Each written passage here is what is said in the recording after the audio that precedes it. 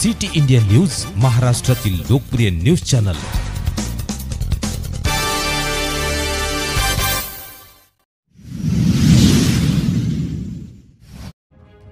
निरवी येथे भव्य तुळशी रामायण कथेच्या सांगतेत जनसागर लोटला।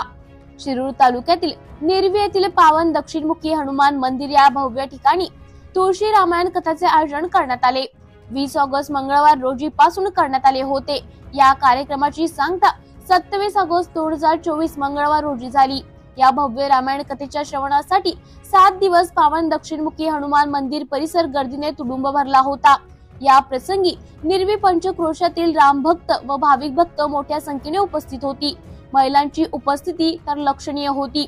यावेळी सप्ताह निमित्त सकाळी नाश्ता तसेच दुपारी व सायंकाळी भोजन व्यवस्था तसेच कालेचा महाप्रसाद अन्नदात्यांच्या सहकार्याने करण्यात आले होते।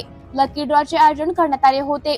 पहिला दिवस शिव पार्वती कथा, दुसरा दिवस राम जन्म कथा, तिसरा दिवस सीता स्वयंवर कथा, चौथा दिवस राम वनवास गमन, पाचवा दिवस राम भरत भेट, सहावा दिवस शबरी भेट कथा, सातवा दिवस राम राज्याभिषेक कथा।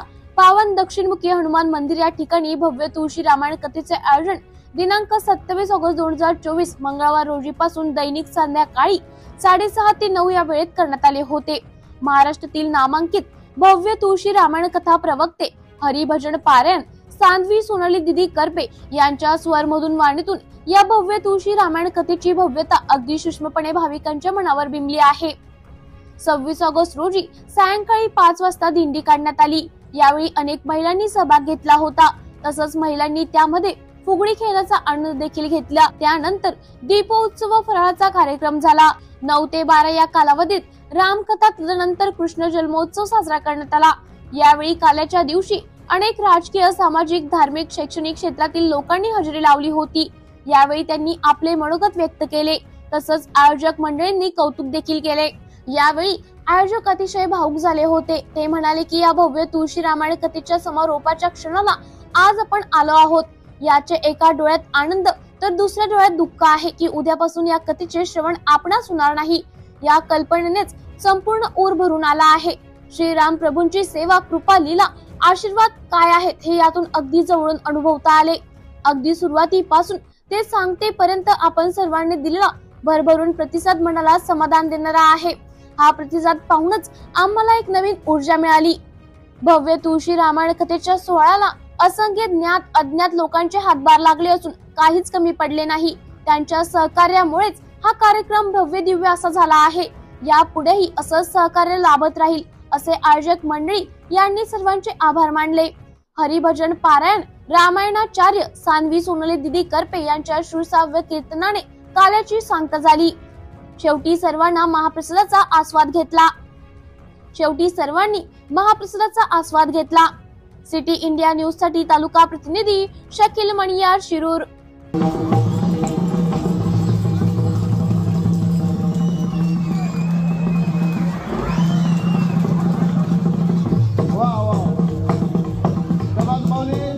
चला नंदू मेजर, चला चला चला चला, याच्यानंतर फराळ आहे, नंतर रामकथा आहे। चला आणि त्यानंतर भाऊसाहेब मेजर।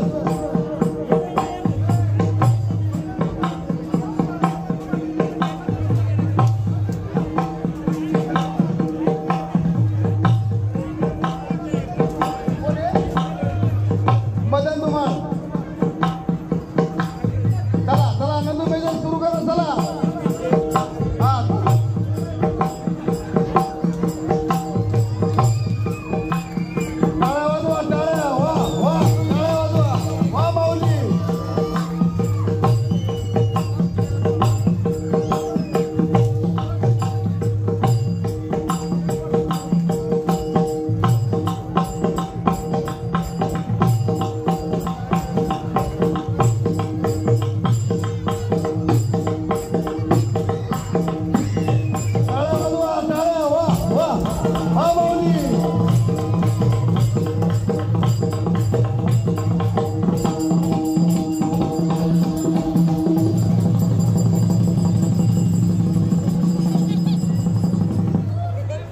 चला मग त्यानंतर आनंद झाला बाबा, चला नंतर देते या साहेब या, चला चला लगेच यायचे.